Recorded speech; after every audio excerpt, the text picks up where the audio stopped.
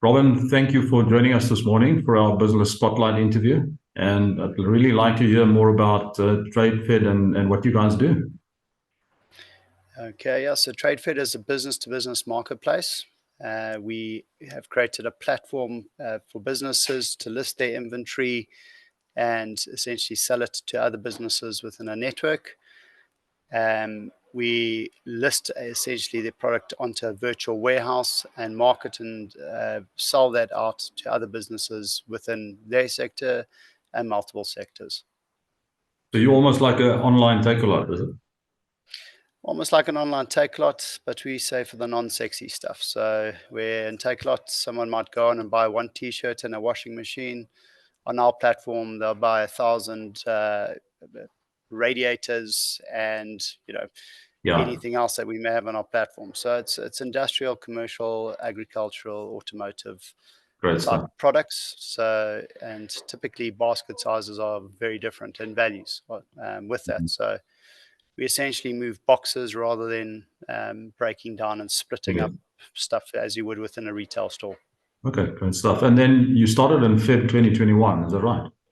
That's correct, yeah. And how's it been going the last 3 years?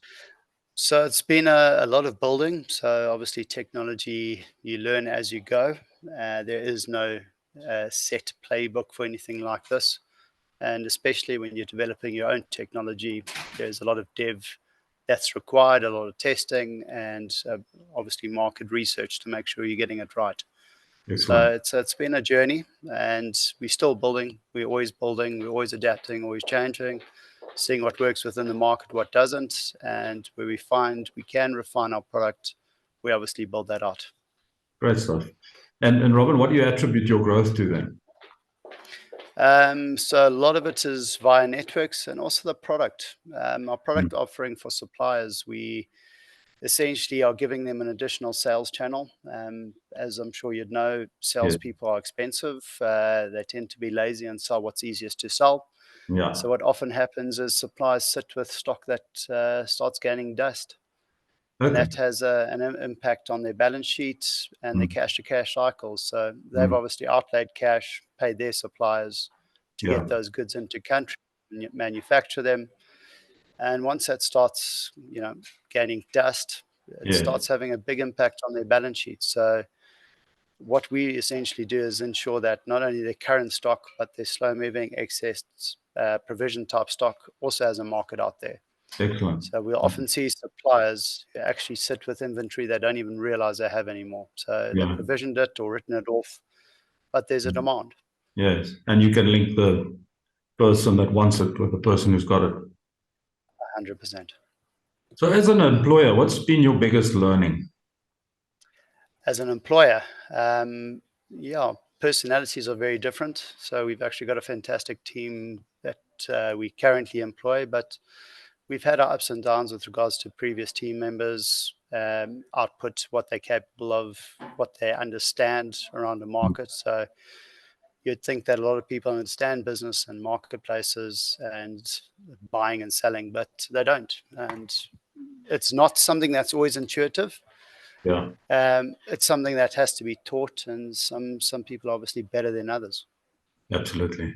But getting the right team members is really important, isn't it? 100%. The team is everything. We are fortunate now that we sit with a team who are essentially their own business owners in their attitude to work.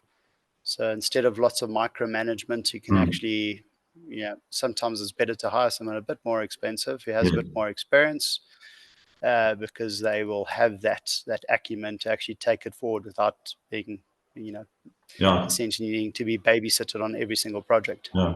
Now, typically they'll be responsible, accountable, and have ownership, isn't it? Exactly. Ownership is key. Yeah.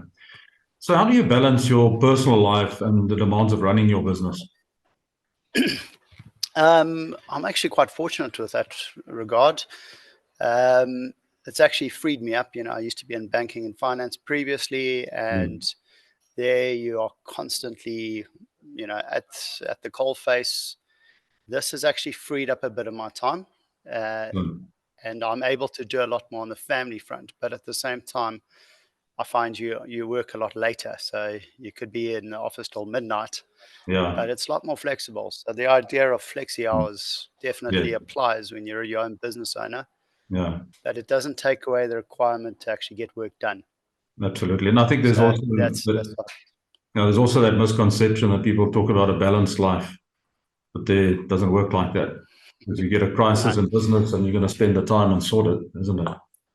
100%. No, there's been 1 or 2 days where we've been here till 2 o'clock in the morning sorting out something on the development side. Yeah. But those, we are essentially able to stretch out and manage our time more efficiently Yeah. within this environment. Okay. And when you recruit new team members, what qualities are you looking for? Guys who are able to deal with self-determination. I'm a big believer in giving a guy rope. They decide what they want to do with it. Either they climb Yeah. or they hang. Like Yeah. when you're a startup, you can't be in a position where you have to constantly babysit and watch what guys are doing. Yeah.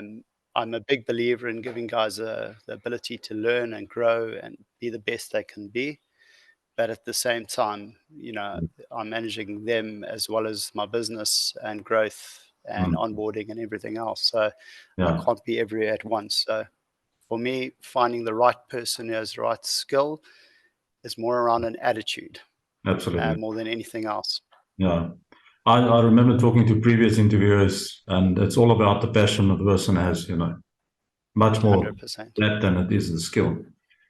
And just yesterday, we ran a sales training mastery course, and again, you can see the difference between people who have ownership and people who are just employees and sales. 100%. All right, so Someone who's misconception. chasing a paycheck isn't necessarily the best person to hire. No, for sure. What are the common misconceptions people have about running a business? It's easy. Biggest misconception. Yeah. Obviously, with a business, you have buyers that you need to sell to. Yeah. Finding those buyers and marketing and getting your name out there is probably your biggest hindrance to starting a business, even if you have a network. Yeah. I come from a sort of sector where I have a good network, but at the same time, that doesn't necessarily translate into sales. Yes. So it's a big, big bridge to cross. But once you get there and you organically grow, it Yes. starts becoming a lot easier. Absolutely. Okay. So what advice would you give new business owners regarding financial management then, coming from a banking background? Well, financial management is probably the hardest part of any new business. You obviously have a goal in mind and you have a cash flow constraint with regards to your burn rate. So, people who have money to spend Yeah. themselves, where they've saved up and, said, right, I want to create a business, I've got Mm. savings, this is what I want to do. You have a finite amount of time that money will last you until you actually generate revenue and Yeah. start, paying off your expenses. Absolutely. Where you're lucky enough to have an investor, that essentially extends the amount of time you potentially have. But Yeah. as soon as you have an investor, your responsibilities change. You're now responsible to shareholders and everyone else. So Yeah. Mm. the financial side of things and starting a business, you have to be on it the entire time and managing it and making sure you're not overspending. Mm. You're tracking everything and you're seeing where money's coming in and, more importantly, where it's going out. Yeah. So managing that cash gap, isn't it? Your cash flow is key. Mm. Mm. Working capital is what either sinks ships or floats them. Yeah. From your banking career, have you also seen the same thing? Definitely.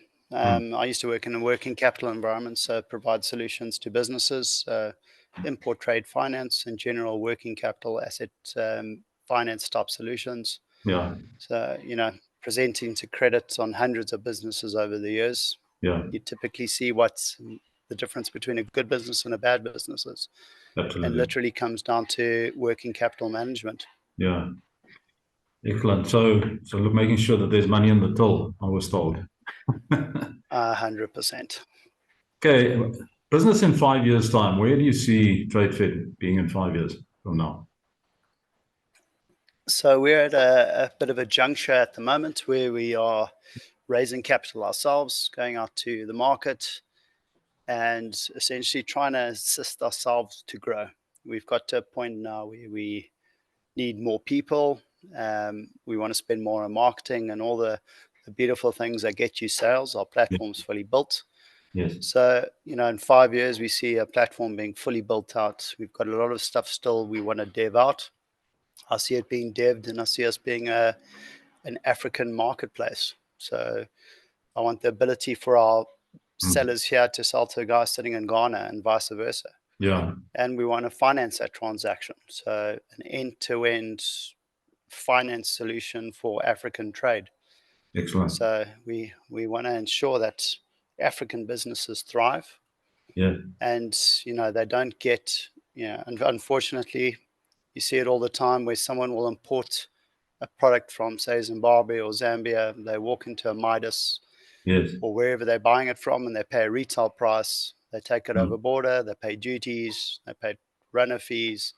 And by the time the consumer gets it there, he's paying a multiple of a retail price. Yes. So we want to try and level that playing field across Okay. all sectors, not just one. Excellent. Okay. That obviously is going to lead to some logistical challenges, isn't it? Logistics is key to Yeah. any movement of any good. Okay. But we have something set up on our side where we can accurately price a parcel or a super link between point A and point B. Okay. As far as the Congo. So we're Yes. quite fortunate in that regard. When we started this entire platform, that was a focus. How do we get goods from point A to point B? Excellent. Robin, the last question. What is that one question that I should have asked you but didn't? And what's the answer? Why do I still have hair? No, there's there is no one question you could possibly ask. There's Yes.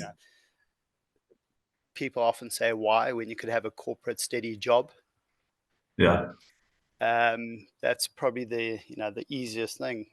Yeah. You get a salary every month, you do a job, you get rewarded on performance, Yeah. which is fantastic. But being a business owner, if you don't provide, for the business and yourself, you could very quickly find yourself in a bit of a situation. In a hole. The why is, why are we doing it? have you gone the entrepreneurial route, and why have you made it so difficult for yourself? Yes. And the simple answer is because there's a need for what we're doing. We're seeing that from both a buyer and a supplier point of view. There's a requirement and there's an opportunity to fill the space. So if I can, help buyers and suppliers as I did on the finance side previously, then if I can make some money while doing it, that's great for me as well. No, excellent. And employ a whole bunch of people. Excellent. Yeah. Robin, thanks for your time. I really appreciate your openness and sharing your ideas with us and also your thoughts.